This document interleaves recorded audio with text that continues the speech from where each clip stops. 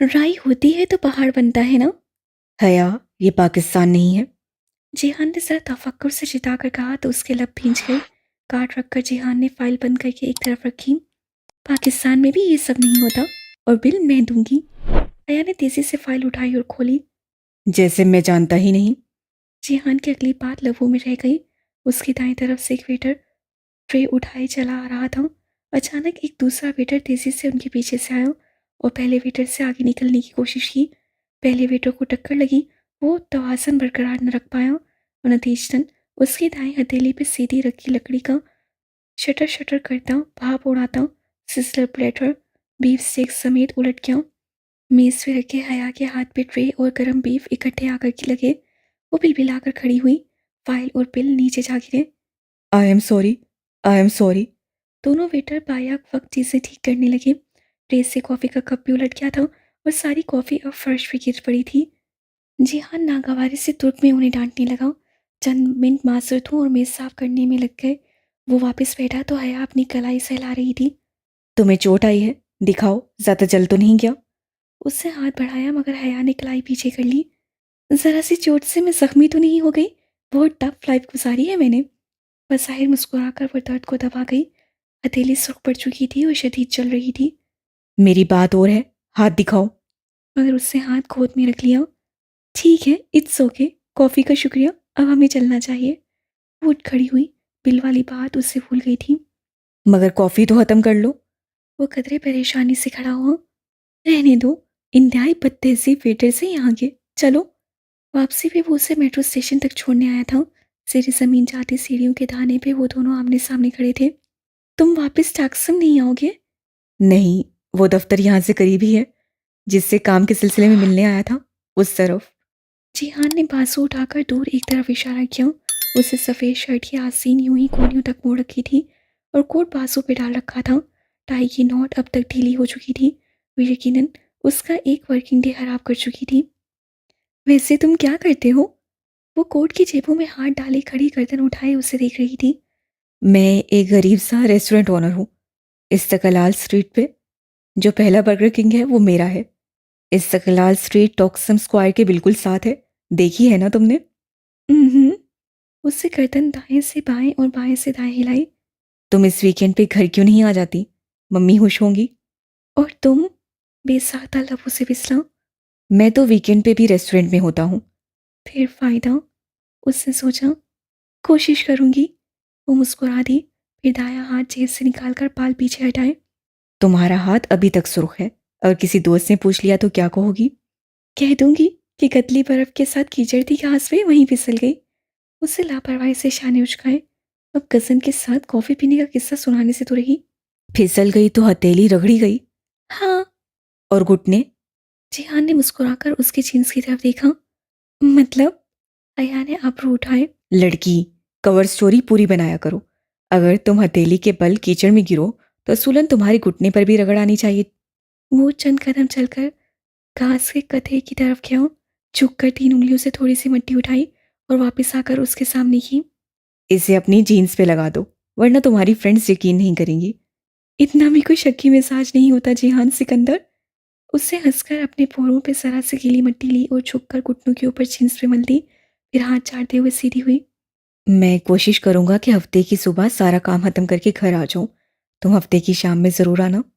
पहली बार उसे एहसास हुआ था कि वो कमगो संजीदा तबीयत का लिए दिए रहने वाला शख्स जरूर है, मगरूर भी है और जल्दी खुलता मिलता भी नहीं, मगर अंदर से वो बहुत ख्याल रखने वाला भी है और बारीक बीन भी। जो मामूली बातें वो नज़रअंदाज कर देती थी, वो जिहान की सेरिक निगाहों से छुपी नहीं रहती थी। वो जब हॉस्टल में वापस आई तो डीजे और हाले एक रसाला खोले किसी तवील बहस में मगन थी। डीजे की निगाह सबसे पहले उसके सुर्ख हाथ पर पड़ी। तुम्हें क्या हुआ है? एक जगह कतली बर्फ के साथ कीचड़ था, वहीं फिसल गई।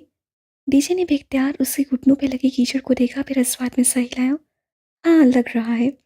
अया बात बदलने की गर्ज से बोली। हाले, ये बैलकोनी बत्ती कौन जलाता है? जैसे ही उसके नीचे आ जाओ तो वो जल उठती है। हाले जो गौर से उसके कोट को देख रही थी, उसके सवाल पे निगाहें उठाकर उसको देखा। उनमें ऑटोमेटिक सेंसर्स लगे हैं। वो अपनी रो में किसी इंसान की मौजूदगी पर या फिर तेज हवा, आंधी वगैरह में खुद खुद जल उठती हैं। और दरवाज़ा बहुत देर से बंद हुआ, खुद बहुत। उन दरवाज़ों के कैचर स्लो हैं। ये चौखट भी देर से आकर लगते हैं ताकि हर वक्त की ठाठ से तलबा की पढ़ाई डिस्टर्ब ना हो। हाँ, डीजे ने समझ कर सर हिलाया। हमारे यहाँ भी हॉस्टल्स में ऐसी लाइट्स और दरवाजे नहीं होते। आया ने डीजे की बात तेजी से काटी। और पार्क टावर एशिया का दूसरा बड़ा मॉल नहीं है। हमें गलतफहमी हुई थी। वो जवाहर देख आई थी और उससे उस भड़क पे हफ्फत हुई थी। हया, डीजे ने एहतजाजन घूरा। हाले अभी तक हया का कोट देख रही थी। हया अलमारी की तरफ चली गई तो हाले गहरी सांस लेकर बोली, फिर हया, तुम्हें किसी हैंडसम लड़के ने कॉफ़ी पिलाई? वो जो टूटी जूती वाला शॉपर अलमारी में रख रही थी, पूरी तरह चौंक कर पलटी। नहीं। क्यों? वो तेजी से बोली, कॉफ़ी चाय लंच कुछ भी नहीं। नहीं, मगर क्यों? तुम अक्लमंद जो सुर्ख कोट पहनकर गई थी शहर की सैर पे इस संबुल में, अगर इतना ज़्यादा सुर्ख रंग पहनकर और हैवी मेकअप करके बाहर निकला जाए तो इसका एक ही मतलब होता है कि, आलिया ने मुस्कुराहट दबाई, कि you are looking for a date या फिर वन नाइट स्टैंड। यहाँ तो लोग वैलेंटाइन डे पर भी इतना सुर्ख रंग नहीं पहनते। अच्छा, पता नहीं। वो तानसा उनकी तरफ से रुख मोड़कर अलमारी में चीज़ें उलट पुलट करने लगी। ये दावत की खुशी में, तुम्हारे इस खूबसूरत कोट की खुशी में। मारे तहज़ीक के उसके कानों से धुआं निकलने लगा। वो जिहान की मुस्कुराहटें, वो शायद सही, वो रेस्टोरेंट ले जाना, वो सब किसी अपनायत के जज्बे के तहत नहीं था, बल्कि बल्कि वो उसे कोई बिकाऊ माल की तरह समझ रहा था। खुद को प्लेट में रख कर पेश करने वाली लड़की, कोई पेशावर। उसके दिल पे बहुत से आंसू गिर रहे थे। जिहान सिकंदर हमेशा इसी तरह उससे बेइज्जत कर दिया करता था। आहिस्ता आहिस्ता वो जिहान सिकंदर के संभूल में एडजस्ट होती जा रही थी। डीजे की नींद और नसियान अलबत्ता उसे आजिज़ कर देते थे। डीजे को ज़रा कहीं टेक मिल जाती, वो आंखें बंद करके सोने के लिए तैयार हो जाती। और फिर उसका भुलक्कड़पन। हया जब भी कुछ फ़ोटोकॉपी करवाने जाती, उसे वहाँ लावारिस पड़े किसी रजिस्टर, किसी नोट्स के छत्ते, किसी किताब पे हमेशा शहनाज का गुमान गुजरता। वो उसे उठाकर देखती तो बड़ा बड़ा डीजे लिखा होता था। वो हर चीज़ वापस लाकर डीजे के सर पे मारा करती थी। वो डीजे, ये उधर कैसे पहुंच गया, कहकर हंसने लग जाती। सवांची में उनका एक मखसूस आईडी कार्ड बना था। उस पे तस्वीर खिंचवाने की शर्त, सर और गर्दन खुली रखना था। वो मोबाइल के प्रीपेड कार्ड की तरह था। गोरसल का टिकट, फोटोकॉपियर की रकम और दोपहर के खाने का बिल उसी कार्ड पे अदा किया होता था। उसमें मोबाइल की इजी लोड की तरह बैलेंस डलवाया जाता था। उन्हें इन 5 माह में हर महीने 1000 यूरोस का स्कॉलरशिप मिलना था, मगर चंद तकनीकी मसाइल के बायस किसी भी स्कॉलरशिप एक्सचेंज स्टूडेंट के फरवरी के 1000 यूरोस से ही आए थे। उम्मीद थी कि मार्च में इकट्ठे 2000 मिल जाएंगे और फिर आगे हर महीने बाकायदगी से मिला करेंगे। तब तक पाकिस्तान से आई रकम से गुजारा करना था। सो आजकल सब एक्सचेंज स्टूडेंट्स का हाथ तंग था। दोपहर का खाना वो सभांची के डाइनिंग हॉल में खाती थी। रात का खाना अपने कमरे में खुद बनाना होता। हर ब्लॉक में एक किचन था जहाँ पर हर स्टूडेंट अपना नाश्ता और रात का खाना तैयार करता था। मसला ये था कि वहाँ पर तलबा के लिए खसूसी डिज़ाइन करदा चूल्हे थे। इस खतरे के पेश नज़र कि कहीं कोई पढ़ाई में मगन चूल्हे भी कुछ रख कर भूल जाए या गैस खुली छोड़ दे और नुकसान हो। वो चूल्हे ऑटोमेटिक थे। हर 15 मिनट बाद जब चूल्हा खूब गर्म हो जाता तो खुद ब खुद बंद हो जाता। फिर 5 मिनट बाद दोबारा जल उठता। उनको बंद होने से रोकने का कोई तरीका ना था और ऐसे बेकार चूल्हों पे देसी खाने पकना नामुमकिन था। हॉस्टल के ब्लॉक से करीब ही एक बहुत बड़ा लग्जरी सुपर स्टोर दिया सा था। दिया उसका नाम था और साथ तुर्क में स्टोर को कहते थे। वो दोनों दिया स्टोर से राशन लाती और बिल आधा आधा तकसीम कर लेती। एक रात हया खाना बनाती और वो बहुत अच्छा सा देसी खाना होता। दूसरी रात डीजे की बारी होती और वो जो वो बनाती वो कुछ भी होता मगर खाना ना होता। डीजे, मैं ये तुम्हारे सर पे उलट दूंगी। वो जब बगैर भुनी उबली हुई सब्जी का सालन देखती या फिर उबले चावलों पे ऑमलेट के टुकड़े तो डीजे पे खूब चिल्लाया करती थी। और फिर तुर्की के मसाले, वो इतने फीके होते, क्या यार 4-4 चम्मच भर के सुर्ख मिर्च डालती तो वह मुश्किल ज़रा सा जायका आता। खाने उसके भी फीके होते मगर डीजे से बेहतर थे। अलबत्ता अपने कमरे में रोज़ जब सुबह होती तो डीजे बंक की सीढ़ियाँ छत फलांग कर उतरती और उसी तरह निहार मुँह खिड़की में खड़ी हो जाती। फिर पट खोलकर बाहर चेहरा निकालकर जोर से आवाज़ लगाती, गुड मॉर्निंग डीजे। और जवाब में दूर किसी ब्लॉक से एक लड़का जोर से पुकारता, टीबे। गालबन वो डीजे के अल्फाज ठीक से नहीं समझ पाता था। डीजे रोज सुबह सुबह यही अमल धराती। उसके टीवी कहने के बाद वो पुकारती, जालील। और वो लड़का जवाबन चिल्लाता, दादी। उसके बाद हया कंबल से मुंह निकालकर कुशन उठाती और डीजे को जोर से दे मारती। यूं उसकी और उस अनदेखे लड़के की गुफ्तगू एहतमाम पजीर होती। घर रोज ही बात हो जाती थी। अलबत्ता मोबाइल के रजिस्ट्रेशन में मसला हुआ था। डीजे का तो रजिस्टर हो गया, मगर हया के साथ हुआ यूं कि उसके पासपोर्ट पे जहाँ एंट्री की तारीख 5 फरवरी लिखी थी, वहाँ ऊपर ऑफिसर के दस्तक के बायस 5 का हिस्सा बज़ाहिर 6 लग रहा था। तारीख का सारा सफ़र मुश्किल पैदा करने लगा और उसका फ़ोन रजिस्टर ना हो सका। वो तुर्क सिम इस पे इस्तेमाल नहीं कर सकती थी, क्योंकि हफ्ते बाद गैर रजिस्टर फ़ोन पे तुर्क सिम ब्लॉक हो जाती। तो हाले ने उसे अपना एक पुराना मोबाइल सेट ला दिया और वो उस बदसूरत मोटे भद्दे फ़ोन को बर्दाश्त करने पे मजबूर हो गई। अपने मोबाइल पर उससे पाकिस्तानी सिम लगा दी थी और वो रोमिंग पे ठीक चल रहा था। तुम्हारा कहाँ का प्लान है? आया ने चावलों की प्लेट में से चमचा भरते डीजे से पूछा।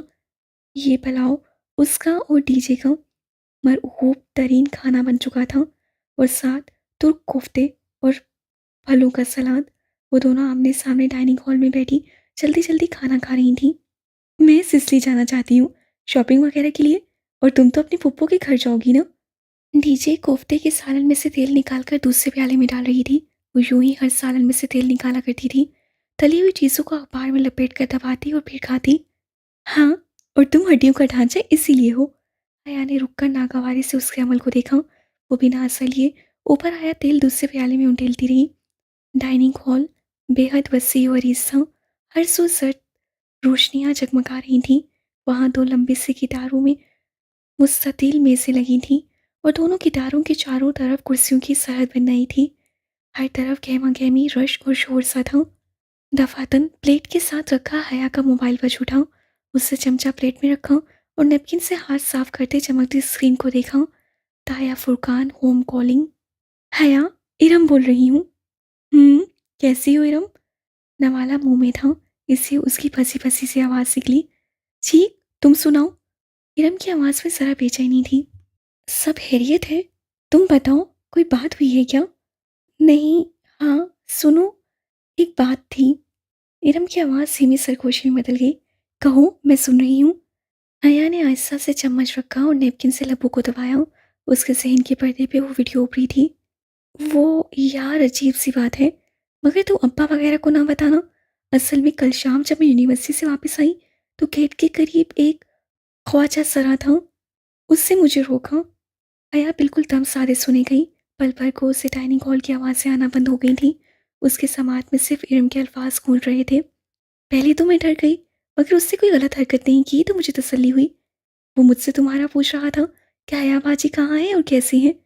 अमेरिका पहुंच गई हैरियत से। मैंने बताया कि वो अमेरिका नहीं तुर्की गई है। फिर वो कहने लगा कि मैं तुम्हें उसका सलाम और वो झिझकी और दुआ दे दूँ।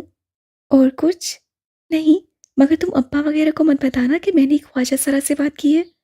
ये बात तुम्हें उससे मुखातिब होने से कब सोचनी चाहिए थी। बहरहाल मैं नहीं जानती वो कौन है। क्या नाम बताया उससे अपना? डॉली। पता नहीं कौन है। आइंदा मिले तो बात ना करना, बल्कि नज़रअंदाज करके गुजर जाना। मसीह चंद बातें करके उससे फ़ोन रख दिया और दोबारा प्लेट की तरफ मुतवज्जा हो गई। वैसे तुम्हारी फूफो का कोई हैंडसम बेटा बेटा है? डीजे नैपकिन से हाथ साफ करके मगन से अंदाज से पूछ रही थी। उसका हाथ रुक गया। वो चौंक कर उसे देखने लगी। क्यों? तुम्हारी चमक दमक देखकर ये ख्याल आया? डीजे ने मुस्कुराहट दबाते अपनी ऐनक उंगली से पीछे की। हया ने यूं ही चमचा पकड़े गर्दन झुकाकर खुद को देखा। पाँव को छूते सर्द फ्रॉक और चूड़ीदार पजामे में मलबूस थी। फ्रॉक की सर्द शिफॉन की तंग चूड़ीदार आस्तीनें कलाई तक आती थीं। शिफॉन का दुपट्टा उससे गर्दन के गिल लपेट रखा था। बाल हंसवे आदत समेट कर दाई जानिब पे आगे को डाल रखे थे। हाँ है एक बेटा, मगर शादीशुदा है। वो लापरवाही से शाने उचकाते प्लेट में बड़ा कोफ्ता कांटे से तोड़ने लगी। सारा मज़ा ही किरकिरा कर दिया। ओह डीजे, ये क्या है? वो डीजे के पीछे कुछ देखकर रुकी थी। कोफ्ता है और क्या। डीजे ने कांटे में फंसे कोफ्ते को देखकर कहा। ओहो, अपने पीछे देखो।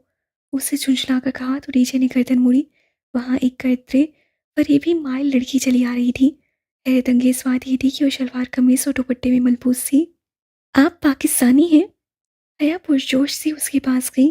डीजे जरा उससे जरा पीछे थी। नहीं, मैं इंडियन हूँ। डीजे ढीली पड़ गई। रहने दो हया, मुझे अभी वर्ल्ड कप का गम नहीं भूला। उसे सरगोशी की। 3 साल पहले मिस पॉल हक का आखिरी बॉल पे आउट होना डीजे को कभी नहीं भूलता था। हया ने जोर से अपना पाँव डीजे के जूते पे रख दिया। हम पाकिस्तानी एक्सचेंज स्टूडेंट्स हैं, हया सुलेमान और ये खदीजा राना। आप? मैं अंजुम हूँ।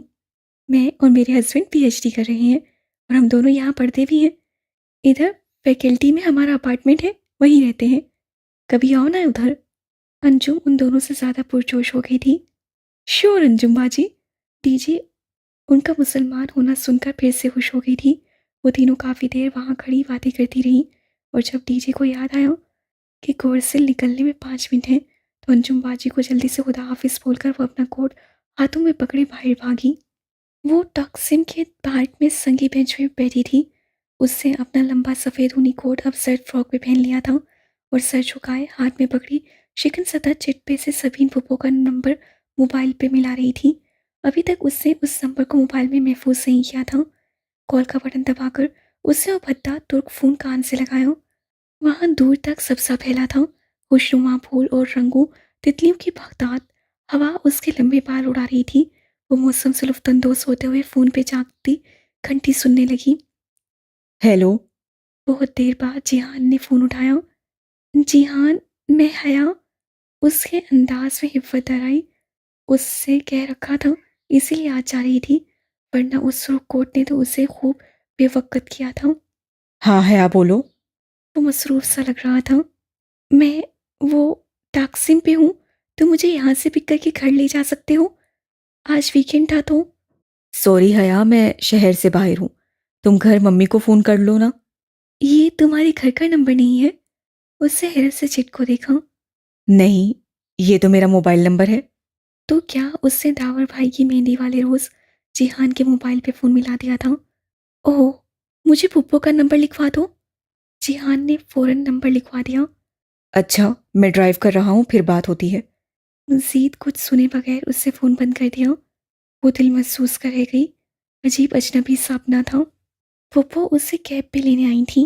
वो जो चंद लीरास की बचत के चक्कर में कैब करके नहीं गई थी, खूब शर्मिंदा हुई। गाड़ी नहीं थी तो बता देती, मैं तो ऐसे ही। कोई बात नहीं, गाड़ी तो जिहान के पास ही होती है। और वो मज़ीद शर्मिंदा हुई। फिर गर्दन मुड़कर खिड़की के बाहर तोड़ते दरख्त देखने लगी। उससे पुप्पो किचन में ही ले आई। हस्ब आदत वो काम में मसरूफ़ हो गई। ये मेरे लिए इतना बखेड़ा पालने की क्या ज़रूरत थी? वो इर्द गिर्द पहली अशिया देखकर खफा हुई। कोई बात नहीं, तुम मेरी बेटी हो, मेरा हाथ बटा दोगी, इसलिए तो मैंने ये सब शुरू कर लिया। दोनों के दरमियान पिछली मुलाकात के नाखुशगवार इख्तिताम का कोई तस्करा ना हुआ, जैसे कुछ हुआ ही ना हो। चले, फिर आज पिलाओ तो मैं ही बनाती हूँ। मुझे रेसिपी समझाती जाए। वैसे भी तुर्कियों की मेज़ इस पिलाव के बगैर अधूरी लगती है। वो कोट स्टैंड पे लटका कर आस्तीने कलाई से जरा पीछे करती वापस आई। दुपट्टा उसने उतार कर कुर्सी पे रख दिया था। पहले तो तुम चिकन की बोटियां काट दो। उन्होंने टोकरी में रखे साले मुर्ग की तरफ इशारा किया और खुद चूल्हे पे चढ़ी देचकी में चमचा हिलाने लगी। छुरी तो ये पड़ी है, कटिंग बोर्ड की तरह। वो इधर उधर देखने लगी। Cutting board? ओहो, वो तो सुबह से नहीं मिल रहा। जिहान भी पता नहीं चीज़ें उठाकर किधर रख देता है। ठहरो, मैं एक पुराना बोर्ड ले आऊं, ऊपर एटिक से। आप रहने दे, मैं ले आती हूँ। एटिक ऊपर किस तरफ है? सीढ़ियों से ऊपर राहदारी के आखिरी सिरे पे। मगर तुम्हें तकलीफ होगी, मैं खुद। आप गोश्त भुने जल ना जाए, मैं बस अभी आई। वो नंगे पाँव चलती बाहर लिविंग रूम में आई। सीढ़ियों के साथ लगे कदावर आईने में उसे अपना अक्स दिखाई दिया तो जरा सा मुस्कुरा दी। फर्श को छूते सर्द फ्रॉक में वो खिलते फूलों की तरह लग रही थी। गले का घाट खुला था और उसके दाने पे छोटे छोटे सूरजमुखी के फूलों की लेस नीम दायरे में लगी थी। यूं लगता था कि उसकी खूबसूरत लंबी गर्दन में सूरजमुखी के फूलों का ढीला सा हार लटक रहा हो। उससे उंगलियों से फ्रॉक पहलुओं से जरा उठाया और नंगे पाँव लकड़ी के सीनों पर चढ़ने लगी और राहदारी के आगाज में एक कमरे का दरवाज़ा बंद था। शायद वो जिहान का एक कमरा था। अभी घर में दाखिल होते हुए पुप्पो ने कुछ ऐसा बताया था। वो एक नज़र बंद कमरे पे डालकर आगे बढ़ गई। फ्रॉक अब उससे पहलुओं से छोड़ दिया था। एटिक में आगे पीछे बहुत से संदूक और दूसरा कार कबाड़ रखा था। वो मुतसब्सब से अंदर आई। बत्ती ना जाने किधर थी, उसने दरवाज़ा खुला रहने दिया। बाहर से आती रोशनी काफ़ी थी। वहाँ हर सू सामान रखा था। कटिंग बोर्ड ना जाने किधर था। वो अंदाज़न आगे बढ़ी और एक कोने वाले संदूक का कुंडा खोलकर ढक्कन ऊपर उठाया। नीचे लिविंग रूम से बैरूनी दरवाज़ा खुलने और बंद होने की आवाज़ आई। साथ में जिहान और पुप्पो की मिली-जुली आवाज़ें। यकीनन वो आ गया था। वो मुस्कुराकर संदूक पे झुकी। उसमें इलेक्ट्रिक का कोई टूटा-फूटा सामान रखा था। कटिंग बोर्ड कहीं ना था। हया ने ढक्कन बंद किया और निस्बतन सादा कोने में रखे संदूक की तरफ आई। अपने अक में उसे राहदारी से किसी दरवाजे के होले से खुलने की जरर सुनाई दी थी। जिहान इतनी जल्दी ऊपर पहुंच गया, मगर वो पलटी नहीं और संदूक को खोलने लगी, जिसके ढक्कन के ऊपर गर्द और मकड़ी के जालों की तह थी। उससे चंद चीजें उलट पुलट की तो बेख्तियार गर्द नथनों में घुसने लगी। उसे जरा सी खांसी आई। पूरा एटिक बेहद साफ था, मासवाए उन कोने में रखे 3 संदूकों के जैसे उन्हें ज़मानों से ना खोला गया हो। उसकी पुश पे एटिक का अधखुला दरवाज़ा होले से खुला। कोई चौखट में आन खड़ा हुआ था, क्योंकि राहदारी की आधी रोशनी का रास्ता रुक गया। पल भर में एटिक नीम तारीक हो गया। वो पलटने ही लगी थी कि संदूक में किसी हाकी शय की झलक दिखाई दी। उसने दोनों हाथों में पकड़कर उसे ऊपर निकाला। वो लकड़ी का तख्ता नहीं था, बल्कि एक अकड़ा हुआ कपड़ा था। हया ने कपड़ा खोलकर सीधा किया। एक पुरानी कर्द आलूद हाकी की शर्ट, ऊपर सजे सितारे, तमगे और नाम की तख्ती। चौखट में खड़ा शख्स छोटे छोटे कदम उठाता उसकी तरफ बढ़ने लगा। हया ने नीम अंधेरे में आंखें फाड़ फाड़ कर वो तख्ती पड़ी। सिकंदर शाह। उससे बेख्तियार रैंक देखा। वो कर्नल की निशानदेही करता था। वो शर्ट हाथ में पकड़े किसी उलझन में गिरफ्तार पलटी और एकदम झटके से पीछे हटी। उसके अक में जिहान नहीं था, वो कोई और था। दराजकद, कनपट्टियों और पेशानी से झलकते सफ़ेद बाल, सख्त नकूश, नाइट गाउन में मलबूस। वो कड़ी निगाहों से उसे देखते करीब आ रहे थे। वो सांस रोके उन्हें देखे गई। वो ऐन उसके सर पे आए और एक झटके से उसकी गर्दन दबोची। मेरी जासूसी करने आई हो? उसके गले को दबोचते वो घुर रहे थे। बेख्तियार उसके लबों से चीख निकली। शर्ट उसके हाथ से फिसल गई। उससे अपनी उंगलियों से गर्दन के गिर चकड़े उनके हाथ को पकड़कर हटाने की कोशिश की, मगर बेसुध। पाकिस्तानियों ने भेजा है तुम्हें। अपने मालिकों से बोलो, उन्हें ब्लूप्रिंट्स कभी नहीं मिलेंगे। छोड़े मुझे। वो जोर से खांसी। उसका दम घुटने लगा था। वो उसका गला दबा रहे थे। कोई मुझ तक नहीं पहुंच सकेगा, कभी नहीं। हर चीज आगे दे दी गई है, हर चीज। उन्होंने उसे गर्दन से दबोचे उसका सर खुले संदूक पे झुकाया। वो तड़पने चिल्लाने लगी। छोड़े मुझे। वो अपने नाखून उनके हाथ में चुभाकर उनको हटाने की नाकाम सही कर रही थी। तुम्हें वापस नहीं जाने दूंगा। वो ब्लूप्रिंट्स तुम्हें कभी नहीं मिलेंगे। हया का सांस रुकने लगा। उसका सर संदूक में देकर ऊपर से ढकना बंद कर रहे थे। उसे लगा वो मरने वाली है। अम्मी, अम्मी। वो वहशत से चिल्लाने लगी। वो उसको गर्दन से दबोचे उसका सर मुंह के बल अंदर दे रहे थे। गर्द से अटे संदूक में उसका सांस उखड़ने लगा।